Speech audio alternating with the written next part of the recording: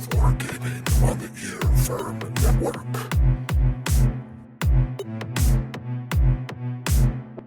Frederick the Great.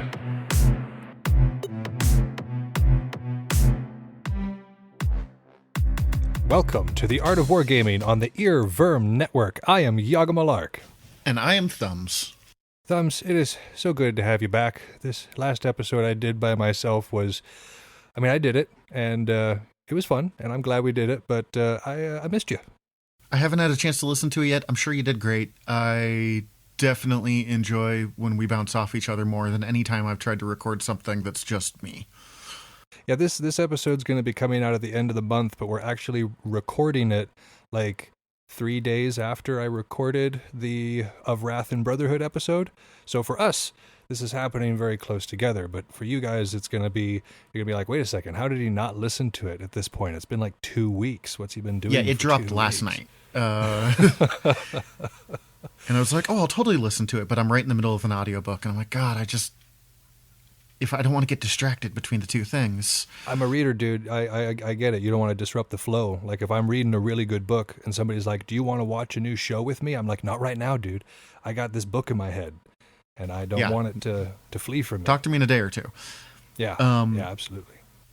This one's also kind of fun because this is the first time I've seen you in like a month. We're not in the same room, but we've set up a video chat, so I'm actually kind of looking at your face while recording, which we haven't had the last couple episodes.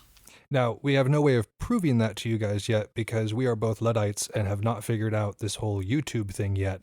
But we're still in our first year, so I'm thinking year 2, you can start to maybe expect to see some YouTube action. But for now, we are subtly mastering the art of integrating ourselves with these machines. So bear with us as we achieve our symbiosis. Are we at 6 months yet? You are. I think I don't think I am yet. The show started back in October. So yeah, we would have just passed 6 months, I think. Right? And then I joined, I think, full-time in December. We're good at this. Ish. Doesn't matter too much, but I've just been thinking about this.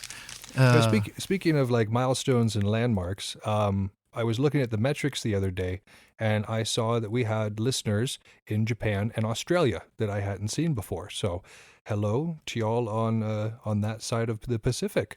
Good to have you listening. That's amazing. Thanks for listening. Yeah. So yeah, I like I was just talking about on the last episode. It's hard at the moment to get your wargaming fix, but we do what we can. I had mentioned in the last episode this game Ancestors Legacy, but I didn't go into too much detail. It's pretty cool. It's set in kind of Middle Ages Europe, and it consists of these 4 different groups. You got the Anglo-Saxons, the Slavs, the Vikings, and the Germans, or the Holy Roman Empire, which is significant to what we're talking about today. And it basically, if you've ever played Age of Empires, it's very similar to that. You have your camp, and you build up your buildings, which allow you to get new units, and you use those units to move out and get new areas that get you more resources that eventually and this whole time you're maneuvering against your opponent. Is pretty fun. It's pretty fun if you're kind of obsessed with that, and it's a nice substitute for Warhammer 40k at the moment. And because it's got swords, I think it appeals to those Belligrim that are also inclined toward an RTS. An RTS on an Xbox. Go figure. It's cool. Yeah. RTSs, I've always enjoyed. I've never got super into them, but they're a real fun game system. I'm actually going to be getting my own. I'm going to be replacing my computer soon. Nice. Partly so I can do more of this stuff. And I haven't had a computer I could game on in years. So I'm like, oh, I'm totally going to do it for, the practical reasons of podcasting and doing some of my own editing and stuff like that. But part of me is super going to install Dawn of War, the Warhammer RTS onto this. And if you don't get Battlefleet Gothic, I'm going to cry. I'm going to cry, Thumbs. I want that game so bad, and I have to wait until I get a computer that can play it, but I know I've broken down on this show before about it, so I'm not going to go into too much detail, but it's a Warhammer 40k space naval battle game where you've got your different space navies that are going against each other. That was the game I was always the most tempted by when they still ran a Battlefleet Gothic tabletop. I don't know if they still do, but I keep emailing Games Workshop, telling them that if they bring it back, and Games Workshop, if you guys have anybody listening to this podcast for any reason, if you bring back Battlefleet Gothic, I will take out a second mortgage. I mean, I don't even have a house yet, but I will take out a second mortgage on another house in order to like just buy everything for Battlefleet Gothic. I would love that. So yeah, Ancestors Legacy is pretty sweet. I would recommend checking it out if you've got an Xbox. I'm enjoying it. And then other than that, I think I finally convinced my wife to play Kill Team with me. Maybe, fingers crossed. I got to get this Kill Team board finally built. But now that she's told me she will, I've got a reason to motivation behind it. yeah, I'm sure she's watching you crawl up the walls without any kind of wargaming going on. Oh my gosh. I mean, she is too, but like she's working. She's one of those essential workers. Oh, like me. Yeah, like you guys get to go out and brave the world right now, and so she's still living her life the way it pretty much normally was. She really likes her co-workers. She really likes her boss. So going into work is pretty much like going and hanging out with friends for her for the most part, especially since people aren't really coming into the lobby at this point. So yeah. I mean, it's still stressful, but like she likes her life. I haven't seen anybody outside of this house in weeks. Yeah, it's been about a month at this point. Except for my chiropractor. Ooh, I'm seeing mine tomorrow. I'm looking forward to it. Ugh. It might be junk science, but I feel so much better afterwards. We get by in the ways that we can. And so and so I'm sitting here exercising the strategic portions of my need to express the wargaming, but Thumbs has taken it in the other direction and is actually being practical with his downtime. I have not had access to a lot of wargaming stuff. Like a fighter lives in the house with me, but the weather has been awful outside, and as we've talked about, I don't really have any big tactical video games. I've had a little bit of Fire Emblem, but I haven't really had the time to play it because it turns out doing nothing during a pandemic takes a lot of emotional energy. I've been tired too. I've basically just been working and sleeping. I've like just working on the podcast and then sleeping when I'm not working on the podcast. It's Yeah, same here. But on my weekends, I've been doing a whole lot of crafting, primarily armor crafting. I've been making a new set of armor that doesn't cover. I am sacrificing coverage, but I am gaining mobility out of it.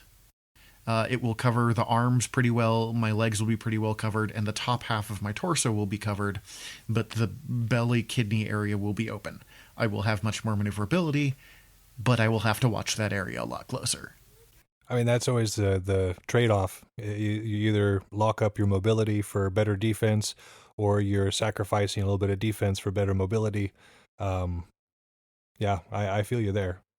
And it might end up being something I end up modifying, but the kind of fun thing that I've been doing with this project is I am only using leather from old armor that has fallen apart. Because like I made my first armor kit, the one I made before I made your armor, and the concept was well, but I just had never leather crafted before, so it ended up eventually just kind of falling apart.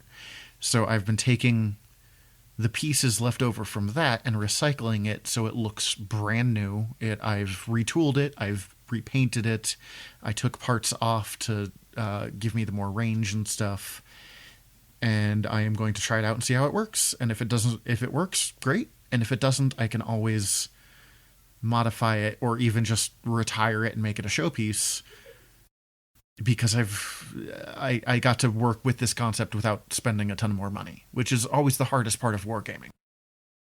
And it's also nice to have the time to be able to work on prototypes and not feel the pressure to make sure that it's perfect every time. Like you actually have a little bit of leeway at the moment to do some experimenting and figure out a pattern that works before you have to put into a practical implementation. Mm-hmm. But I keep thinking about, especially in Machiavelli, we did those like 2 chapters in a row about maintenance and equipment and camp life and all of the stuff that we don't think of when it comes to wargaming, but is still very, very important. We're really good at look at the new toy coming in. I definitely have been looking at new toys coming in.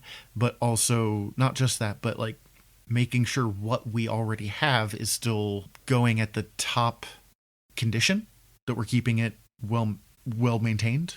And that's kind of where I've been with this.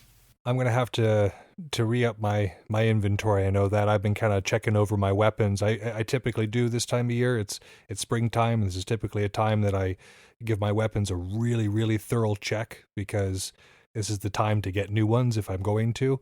And I'm pretty sure I'm going to have to replace basically my entire armory whenever the season picks back up, because I can't remember the last time I actually got a new weapon. All my stuff has been really high quality, and I'm not too terribly rough on it. I'm not a power fighter anymore. I'm technique. So I don't know. But I also don't want to accidentally hurt somebody. So I'm thinking I'm going to have to reinvest in that. Well, bright side, you know someone who smiths a lot. So worst case scenario, we can just fix up your gear. I know so many people who smith. It's a wonderful thing to have so many friends in this community, because it's like, I need something foam smithed. I wonder who I could possibly call to help me with this project. I usually have spare forged foam fries in my shed. I think I still do. Like, I'm pretty sure I have a few spare foam fries sitting around here someplace. Oh man, it's even easier then. I could fix your stuff in an afternoon. But yeah, so as you can hear, Thumbs and I are getting by, but we are very much looking forward to the time when when it's safe to be able to gather again and hang out. But until then, it's good to be finding projects. We hope that you guys are able to find ways to keep yourselves busy and keep the sanity a little bit during these trying times. But I don't know. I think we've jaw-jacked for long enough, Thumbs. What do you think? Yeah, it's nice to get some catch-up, but I suppose we should talk about what we're actually here for. Like, they love us, but they love wargaming more. That's true. And so today, again, we're not talking so much about wargaming, but we're going to be framing the next book contextually. So this episode is about the historical context of Frederick the Great's instructions to his generals. So we're going to be talking about the world in which Frederick kind of came into, Prussia, and what that means, and then who Frederick was, and kind of the situation in which he wrote this book, so that we can understand the words that are coming to us, because this is one of those books that is hailed by military historians as one of the greats. It's one of the must-reads on the list, and it was discredited for a very long time because the Nazis claimed Frederick and his works, much like they claimed anything German when they came to power. But we hope that you will see that Frederick wasn't necessarily what the Nazis claimed him to be. He was kind of a taboo subject for most of the 20th century, but we're kind of realizing that, like Nietzsche and like Wagner and like the Vikings, the Nazis just kind of co-opted a bunch of things that weren't in the same vein as what they wanted. They changed the narrative. So we're trying to look at it within the actual historical context in which these things existed. Well, and these transition episodes are really useful for us as well as hopefully the audience, because a lot of these areas of history are really kind of confusing. Convoluted for sure. Yeah. Especially late medieval ages to kind of early modern European history it's so conflicting, and there's so many, everything is so intertwined. So our last transition episode was actually, I think, one of my favorite episodes that we've recorded. So I was really looking forward to this. And it turned out I knew nothing about Frederick the Great or Prussia, and almost nothing about the Holy Roman Empire. Well, I, like you said, it's a good opportunity for us to brush up on our history and to get the audience up on theirs, so that we can all be on the same page for talking about this. But I think a good place for us to start would be with the Holy Roman Empire and Prussia.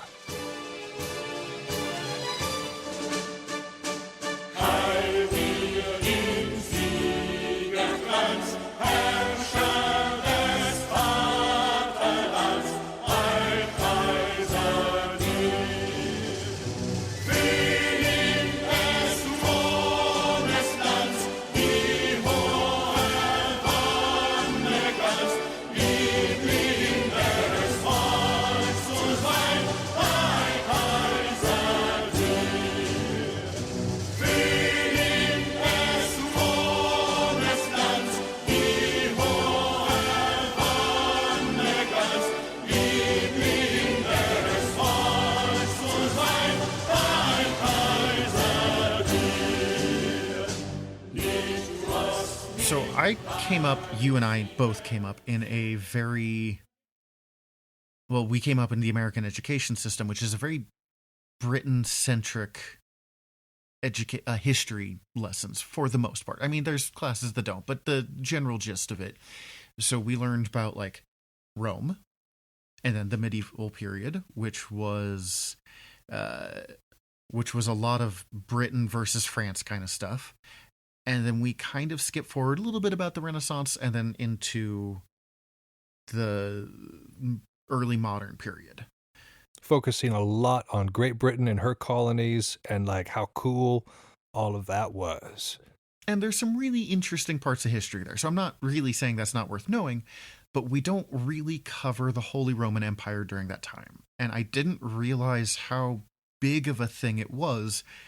I got bits of it when I was reading about Machiavelli, but reading about Frederick and all this here, and I went, oh wow, this is like most of Europe that wasn't Britain, it seemed like, was pretty tied in with the Holy Roman Empire in some way or another.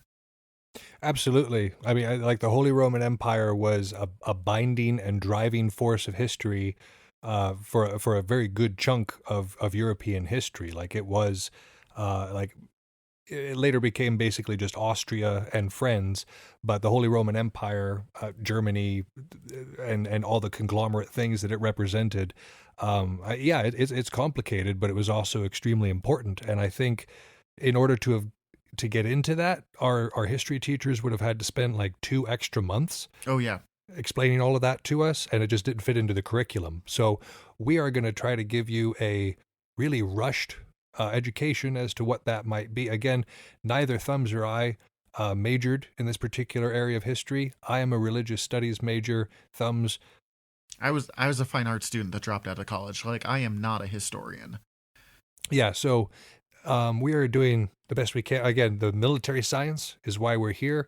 If you are a military historian and you're like, man, they glossed over these details. Again, if there's something really important that we missed, please let us know. We'd love to put it into the next episode. But we're just going to try to go over the details that we think are important to this story. And so, real quick, the Holy Roman Empire kind of came into existence around 800. Or I say around 800 because it gets harder and harder to tell dates as you go back in history. But okay, came into existence around 800 with the first Holy Roman Emperor, Charlemagne. And it was a confederal elective monarchy. It's the first time you kind of see something like this, where the central ruler rules by the mandate of all of the other powers. It's kind of a attempt at a republic idea, ? But not quite at the same time. But it's just kind of a step in the right direction, and it definitely was a way of consolidating power while also letting people maintain their individuality. I think the term emperor people put a little too much emphasis on that. They're like, oh, he's the emperor. It's more of a symbolic term at this point than it was for like the Romans, for sure. Because when we think of emperor, we think of like Rome. The Catholic Church wanted basically the stability of the Roman Empire, because the Catholic Church had been holding together Europe as best as they could throughout the Middle Ages and the Dark Ages, and were having troubles with it. So they helped Charlemagne create the Holy Roman Empire. The emperor of the Holy Roman Empire was kind of considered the first among equals in monarchs, as opposed to absolute ruler. Right. It wasn't like a divine source. So again, when the Romans talked about their emperor, that was basically a god, or the son or the offspring of a god in some way. Whereas in this particular case, you still have the divine right of kings, but they weren't worshipped, right? When we were trying to figure this out, we placed it somewhere in modern terms as the Holy Roman Empire was more binding than, say, the United Nations, which is a whole lot of goodwill and conversation, but there's not a whole lot that the UN can do to like force a country to do something. But less together than, say, the United States, where we're kind of different countries, but we're not different countries. But, you know, we have like one legislative body and one leader through the president that is more powerful than, say, any of the governors. It's in a gray zone between those two things. Again, wrapping inside of there also the idea of hereditary rule and divide right of kings. But yeah, it's a complicated idea to explain. We only kind of understand it ourselves, if we're being entirely honest here. So, and we learn more every time we try to explain it to one another. So that kind of that started, and it just grew and expanded and became more and more powerful. So we're going to fast forward to the first time when the Hohenzollerns, which is the royal house from which the Fredericks and the Frederick, the real important one, the great one that we're going to be talking about, comes from. This is where they kind of enter the picture. So in 1415, a Hohenzollern burgrave, which is like a lord that owns a castle, comes to Brandenburg as an elector. In 1417, they're recognized as a prime elector by the Holy Roman Empire. So remember we were talking about how the emperor was a first among equals?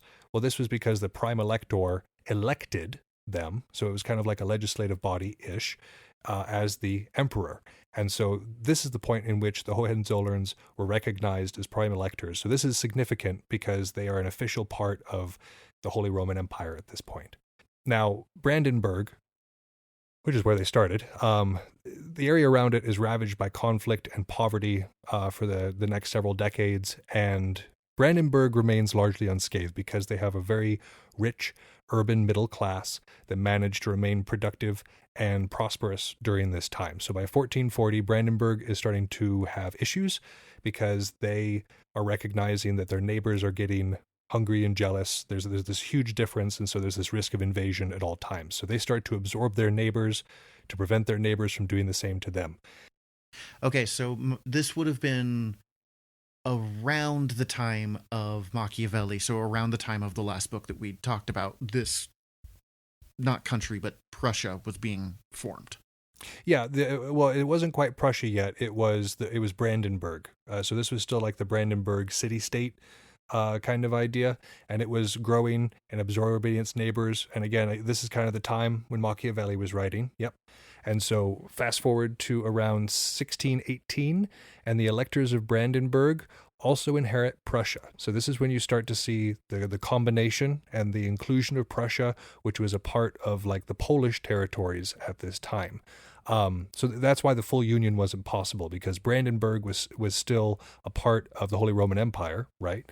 And Prussia was still a part of Poland. So even though the Hohenzollerns technically had inherited both of them, they weren't united because they were still owned by separate monarchs. Does that make sense?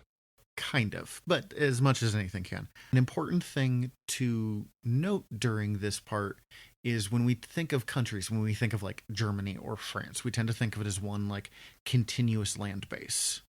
That was not the case with what Prussia was at the time. It wasn't, this single chunk, but it's this chunk here and that chunk on the other side of this country or land or whatever, and that place over there.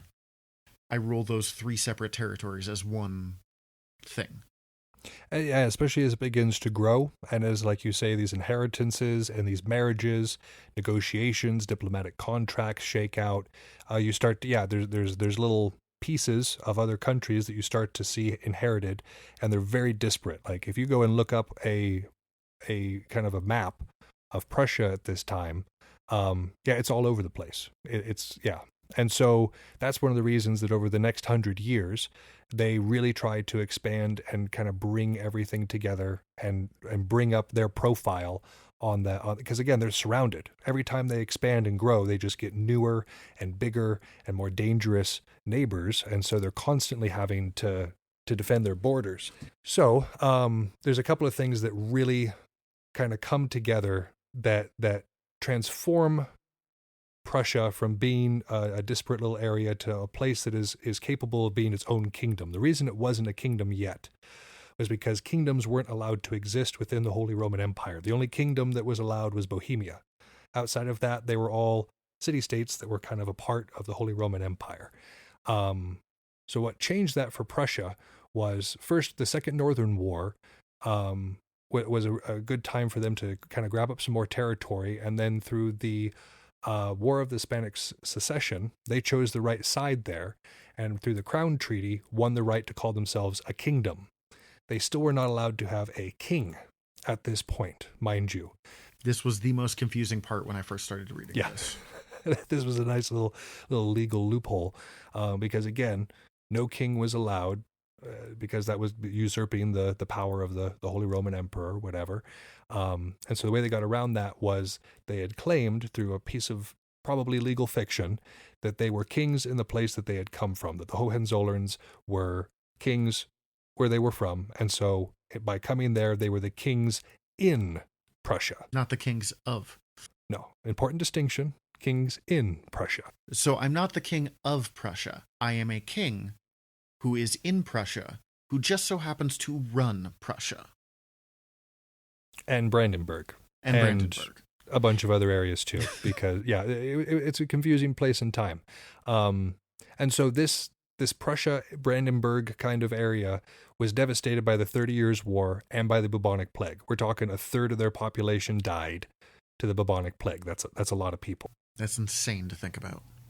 But they make a huge comeback. In the Great Northern War, they choose the right side, which was Russia, and they manage to pick up a bunch of land, including Swedish Pomerania. This effectively doubles everything they have. This doubles their producing power. It's a big deal. And so this puts them into a really good spot. And it's about this time that Frederick starts to come on to the scene. And so at this point, we want to move kind of away from talking about this historic state of Prussia and kind of the world that shaped Frederick. Anything else you want to say about Prussia before we move on? No, I think that's about it. All right. Yeah. So after this quick musical interlude, we will come back talking about Frederick's early life and his marriage to Elizabeth Christine.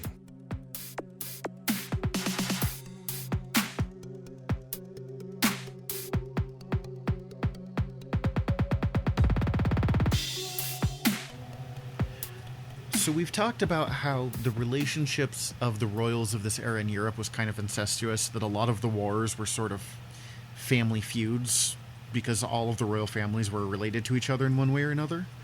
Especially after a certain point, yeah. It was impossible to distinguish them. To make it more confusing, they kept naming their children after themselves. So, for example, in this early part, there are 3 Fredericks in the early part of Frederick's life. There is Frederick the First. There is Frederick William, who is Frederick the First's son and Frederick the Great's dad. So there's Frederick the First, Frederick William, aka Dad Fred, and then there's Frederick the Great, which is the Freddie we want to talk about tonight. Freddie 1 was king when Frederick the Great, so Freddie 3, was born. He was very excited because Frederick the Great was the 3rd grandson born, but the first one to survive. So there's a lot of pressure. Because remember, childbirth was way more likely to have problems a few hundred years ago. Oh, it was super dangerous. Like horrifically dangerous. For both, for the mother and the child. Mm-hmm. So yes, the pressure that was placed on young Frederick from the very get-go must have been rather extraordinary. It didn't help that his dad, Frederick William, Dad Fred, was not the world's nicest man, to put it kindly. No, yeah, he was kind of a very awful person. He beat Frederick II, regularly. He humiliated him often in public. He was a very militaristic man, a very hard man who kind of sought to mold his son into a militaristic man as well. And it just upset him all the more that his son was extremely artistic, was very much into the arts, very much into music, very much into culture. And so you can see that his father was trying to mold him into a more capable ruler, but he was doing so in a very cruel fashion. Early Frederick was almost entirely obsessed with the arts. He sounds like someone I'd get along with. And one thing that we're just going to get out in the open is it was very clear that Frederick the Great was gay. Oh, yes. Yeah, modern historians are basically on universal consensus on this fact. Which would have been it wasn't unheard of, but it would have been a big deal in the royal family to have a gay heir to the throne. Because again, we had just talked about hereditary process being so important to this entire governmental style. That yeah, it was a concern, unfortunately, and so he would have gotten a lot of flack for it, no doubt. When he was around 16, he had an affair with his father's page, which when you use the word page, that makes that sound super creepy. But he was 16, the boy would have, the page would have been about 17. So it's much more age appropriate than that sentence makes it Right. sound. There was a very, very real class difference, but not as much of an age difference. And this page was extremely loyal to Frederick the Great and was giving him information that he was learning about Frederick's father, who was, the king. So this was kind of dangerous for Frederick William in some respects. Oh yeah, no, it was very dangerous, and he came down on it even harder, and so this pushed Frederick the Great to become even more rebellious, and eventually try to run away. Now he was caught. One of the conspirators that tried to get him out was sentenced to some pretty harsh judgments. The other one was executed, even harsher judgment. And so this left an impression, and Frederick was left engaged to be married.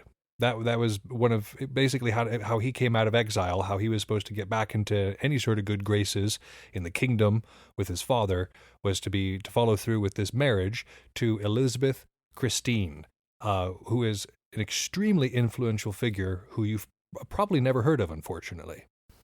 Before we jump in, Elizabeth Christine. Sorry, there's been a lot of names tonight. There's actually one more I'm going to drop here because Frederick described himself as only ever liking one woman in his life. He described himself as physically disgusted by them, and this woman that he liked was his sister, who was, I want to say, Wilhelmine. He was very close to her and described. Frederick the Great was writing to his sister Wilhelmine and described Elizabeth as his relation with Elizabeth as there can be no love or friendship between us. So obviously, this is starting off in a really great position for her.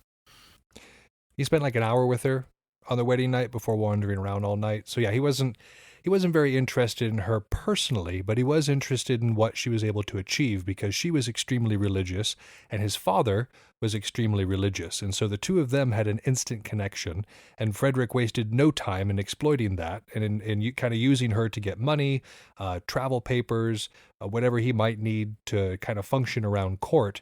And they kind of started this working relationship together.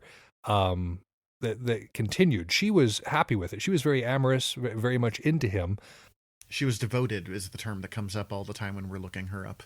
Yeah, and he not so much, unfortunately. So this kind of continued until he came into power, and we're going to talk about his early life in just a second, but I do want to say a few more things about Elizabeth Christine, because even though she was a shy and timid person who was also humble and not very much a self-promoter, she was incredibly important to what Frederick was able to achieve because she was his public face. He hated court life. He hated everything to do with court life. He thought that it gave undue influence to lesser nobles and to people that had no business in having influence.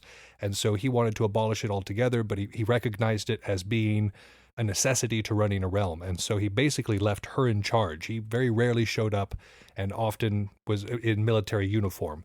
And so she was the public face of the realm in most respects, and especially when he went away to the 7 Years' War, which we're going to talk about in a little bit more detail. She ran the country with little or no instructions from him and did so extremely well. And little or no money.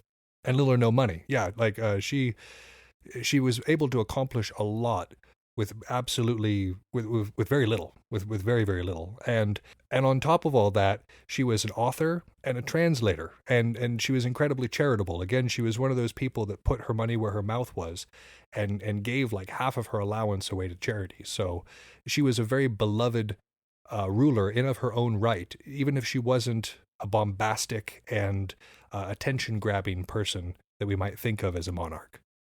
One of the things I was thinking of while I was reading about her is that here is one of probably the most important women in the history of European royalty, so in the history of Europe, and we've never heard of her. Like, I had no idea who she was before I started reading about Frederick the Great. Yeah. Yeah. Like I said, I had never really heard of her either, and I'm kind of ashamed of that fact because as I've tried to educate myself more on this for this particular episode, yeah, she really stuck out to me. So I wish we could devote more time to her. Unfortunately, the only biography that I could find on her specifically has not been translated to English from German, or at least I can't find an English translation. So I'd like to at some point in the future because I don't read German. But yeah, I just thought that we definitely needed to talk about her a little bit before we got into more about Frederick. Was there anything else you wanted to say before we talk about Fred himself? Mostly just that, like, it would have been utterly impossible for him to do everything that he managed in his life without her doing everything that she did. Yes. Just really drive that home. Yeah, that absolutely is true. So yeah, we just wanted to make sure we kind of framed who he was before we talk a little bit about how this book was written and where he was and what he was doing while he was doing that. So without further ado, let us introduce you to the man of the hour, Frederick the Great.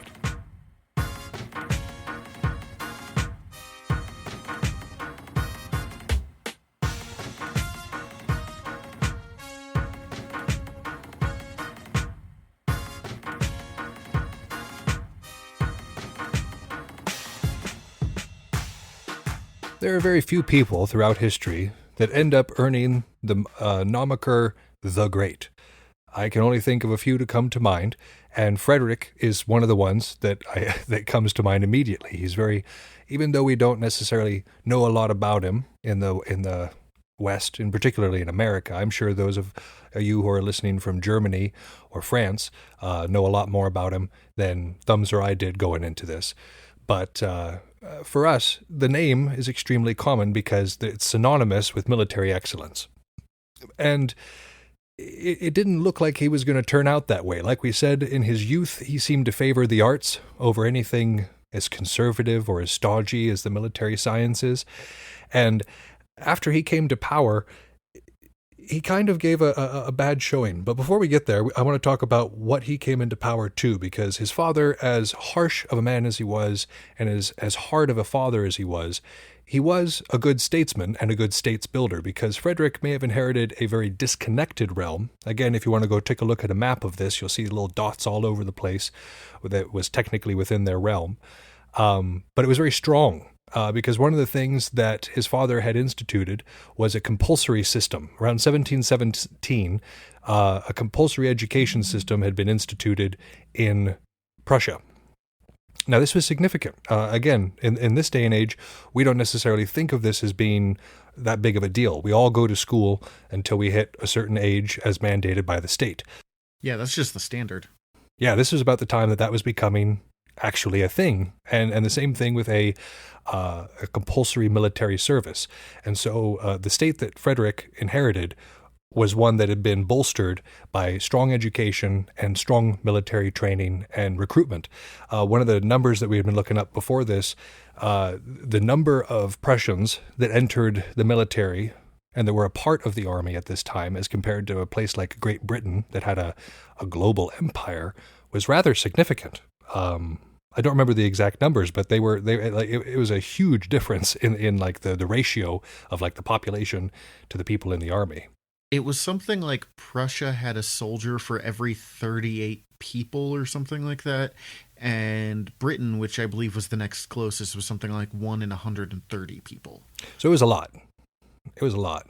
I actually have a quote that Frederick wrote about his father when he took over the kingdom that I thought is very applicable to what you were saying here about his dad being not necessarily a good guy, but a good leader. Quote, What a terrible man he was, but he was just, intelligent, and skilled in the management of affairs. It was through his efforts, his tireless labor, that I was able to accomplish everything that I have since. So Frederick may not have liked the man, but he did recognize his merits, for sure. That's one thing I noticed about Frederick throughout this. I don't get the sense that Frederick was a very likable person in general, and I don't think he liked a lot of people. But he seemed to be exceptionally pragmatic in what he did do and how he treated people at the very least. If you were useful, if you were good at something, he would credit you as that. If you had earned a right, you generally got that right. Especially in the case of Elizabeth Christine that we were just talking about. He made sure that even though he didn't necessarily have a personal attachment to her, she was respected as queen. He made sure that the realm, even before she earned their love by being such a good monarch, he made sure that they respected her, at least as the position, so that she could do her job. And part of that was protecting himself. Yeah. Because, I can't have my queen, I can't have my wife disrespected. But also part of that did seem to be like, I am aware that you are stuck in a really bad situation that you did not get to pick. So, at the very least, run my court, you can have this palace. So yeah, he did treat her well. And he recognized her as being useful at the very least, and he made sure that she had the tools by which to do what she could, at least at the bare minimums. So anyways, he inherits this kingdom, and almost immediately he goes to war. I mean, like straight out the gate, he disputes this the succession within the Holy Roman Empire and invades Silesia. And this conflict, the first of the Silesian Wars, lasts from 1740 to 1742. And this is the point where there's this weird turning spot for Frederick. And it's because he flees his first battle, a battle that he wins. Like he leaves command with his field marshal, flees the field right as his army wins.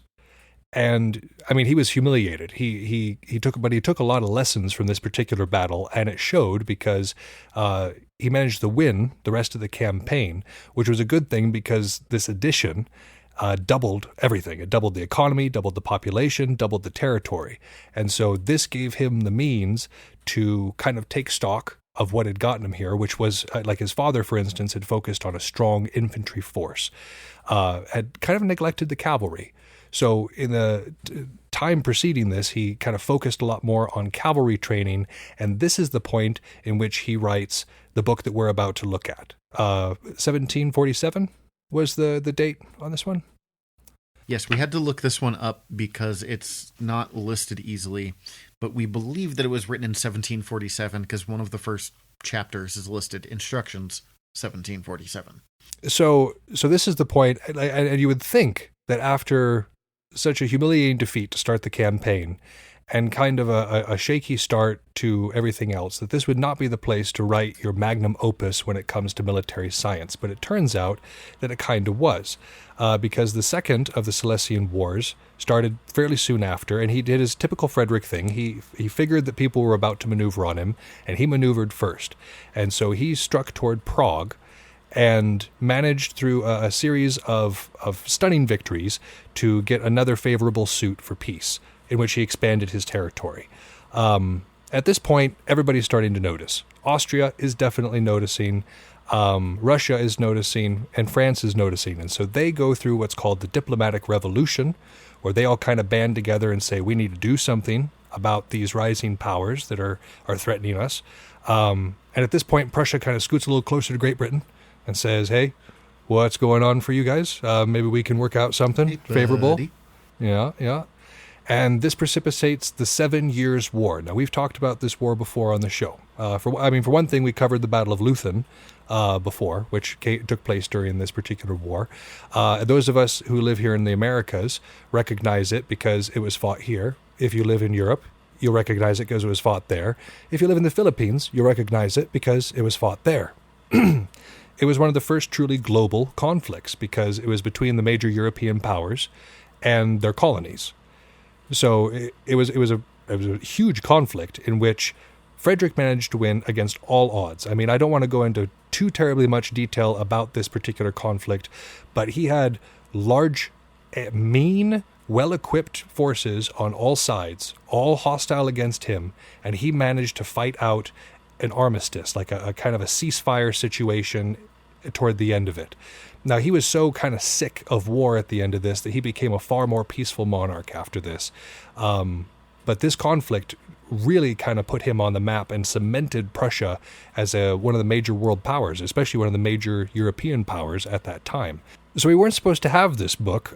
This was supposed to be written in secret. As the title suggests, it was the instructions for his generals, and it was supposed to only be disseminated amongst the highest levels of command. They were supposed to keep it in their private chambers, not take it onto the battlefield, and it was supposed to be destroyed if they thought it was going to come into contact with the enemy. This was supposed to be a secret manual just for Prussia and its generals, and it wasn't supposed to be available to people like us. Thankfully, one of his officials broke this rule, and it fell to enemy powers and was translated, and that is how we came to possess this book. It turns out when you have as many servants as you have, and I don't know if this is specifically what it was, but it was hard to keep secrets in the same kind of way that we would today. When you're like, well, I'm going to keep these papers in my desk. You, clean my desk. And so the privacy wasn't as huge. And in this particular case, an official took it onto the battlefield and then was captured. And so the book was taken off of him and then translated that way. So again, we're thankful because that means that we actually get to go into this book and study it with you and kind of what it means to 40K and Belagarth. Study what it means to physical and intellectual wargaming. Yeah, so that's largely, I think, the framing information that we think you need to have to kind of understand the world in which this book was written in. Thumbs, was there anything else you wanted to add? I was going to say one thing that you should really understand with this, and I don't say this to in any way make Frederick seem less impressive, because he really is one of the greatest generals in history. But he would not have been able to do any of this if the Holy Roman Empire hadn't been as weak as it was by this point in history. That's absolutely true. Because it would, if, for instance, Frederick Barbarossa was still in charge and had the force that he did, Frederick would not have gotten away with this. He would have been squashed.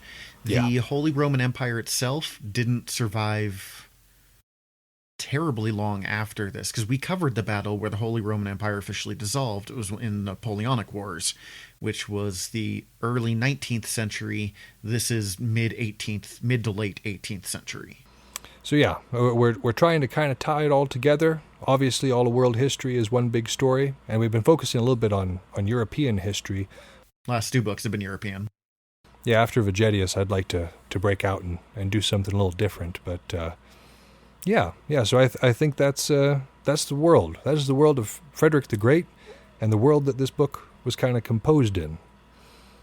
But before we let you go, if we got anything wrong, if there was information that we left out that you felt was important, or if we didn't get a concept quite right, you can always reach us. Drop us an email at artofwargamingpodcast@gmail.com. You can find us on Facebook or Instagram, The Art of Wargaming. You can also message us there. We love to hear from y'all and hear what we're doing right, what we're doing wrong. If you want to help out the show, you can give us a like, a 5-star review, a share, wherever you listen to podcasts. And of course, we've got a bunch of other awesome shows that you can listen to, a part of the Earworm Network. You can find us on the website at taowargaming.com, or you could just go to the Earworm website, which has us as well as our sister shows Fried Squirms and General Nerdery. You can find those at, again, earworm.com, which is EARVVYRM. And so that's been our episode, and I think until next time, this has been Yagamalark. And I'm Thumbs. Signing off.